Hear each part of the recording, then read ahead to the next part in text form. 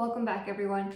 This is your San Diego realtor. This week I wanted to go over some tips to help you buy it if you haven't bought it already. Like right now, like 2020, 2021.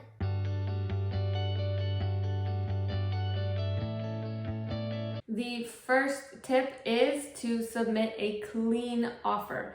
And by clean, it just means like this isn't the time to say, oh, I have all these contingencies, you have to do all these repairs, I want all like this clause within it, all that other type of like if, ands, or buts. Anything that says kind of along the lines of I'll buy your house, but type things it's really not the time. The easier the offer, the better. If you have a contingency, it just adds on that if, and, or but. If you have crazy repairs that you're asking for, which on the buyer side can be very understandable, on the seller side it could be very unattractive, especially if they've already put money into the house.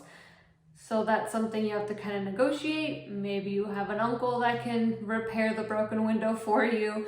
Maybe your spouse is real handy. Maybe you like the DIYs. Take into consideration that this is when you have to pick your battles. If you can at least win the war, the battle might not be as important. Number 2 would be to get and stay organized. Talk to your lender and make sure that your lender keeps you prepared throughout the entire escrow process.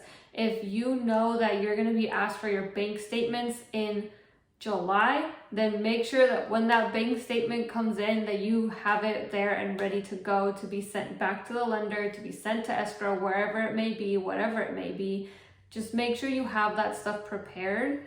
Your agent should run through the entire timeline with you. Something that I really like to do is sending out like a welcome to escrow email. And within that email, I introduced who is in escrow, like who's the escrow officer, who's the title officer, who's going to be the TC, because the transaction coordinator is going to be very involved in the transaction.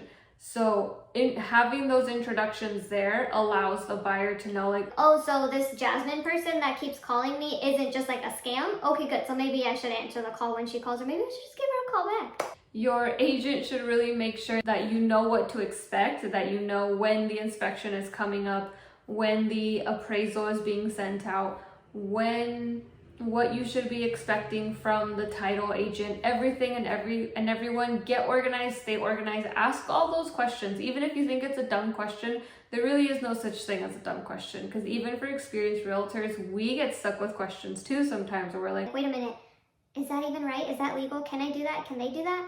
Make sure you're asking the questions, make sure you're organized. Number 3 is to stay patient. I know that with low inventory, a lot of extra buyers, it can get hard. Maybe your offer wasn't accepted. Maybe you got outbid again, 3rd, 4th time. Maybe you didn't even get to see the house before they accepted an offer. Like, it's not, honestly, on the buyer side, none of those are anything new. It's competitive, but it's also not something that should stop you from buying a home. If you stay patient, you keep your head in the game, the right home will show up when it's the right time to buy, when it's the right home for you. Kind of like the whole, if it's meant to be, it'll be. So just stay patient and you will find your home. Fourthly, small gestures can make a big difference. And this is something that a lot of people don't really do still. And it's seen as kind of random by others, but I've seen it pull at the heartstrings. If you have a genuine agent that has great customer service skills and really just like is organized, patient, and tries real hard, then that's gonna help. From the buyer side, if you send like a heartfelt handwritten note that this is why you want the home, this is why you love the home, that can pull at heartstrings. I've had a seller tell me, I bought my home as a newlywed with a baby on the way at a very reasonable price. And I don't care what the market is saying today, I want to sell my home to a family at a reasonable price. And that's exactly what he did.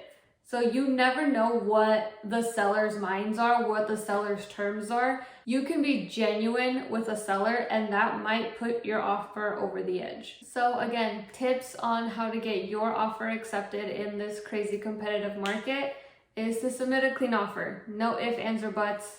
Don't go into the who, what, when, where, and why. If you want this house, get this house. Get organized and stay organized. If people within the escrow process are asking you for paperwork, get it done, get it to them. The easier you are to work with, the better off. Again, stay patient, stay hungry. That's very hard to do when you really just want to buy a home, or if you're trying to get out of a rental situation. But still, stay patient.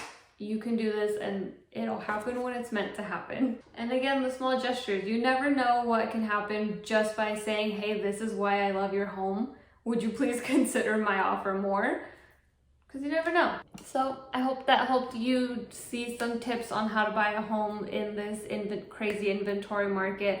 One thing I will say that a lot of realtors are noticing is that as we kind of get to go back into the normal life and we have more things to do, buyers are slowing down a little bit, more people are selling. Always good in the summer when kids get out of school. Some people some have summers off type thing, teachers, whatnot. That helps a lot of people with the ability to sell, the time to sell, the room to sell, the motivation to sell. So we're seeing a lot more homes come on the market, and we're seeing a lot more buyers kind of take a little bit of a step back, maybe saying, let's go to the beach, the park. I don't know if the trampoline zones are open again, but maybe go do something instead of going to home tours. But it shouldn't be a takeaway to not buy a home. If you're ready, you're willing, and you're able, I hope this video helps. If you have any other tips that maybe helped you buy a home, please leave them in the comments below. And again, as always, if you want more real estate content, please comment, like, and subscribe. I'll see you next time.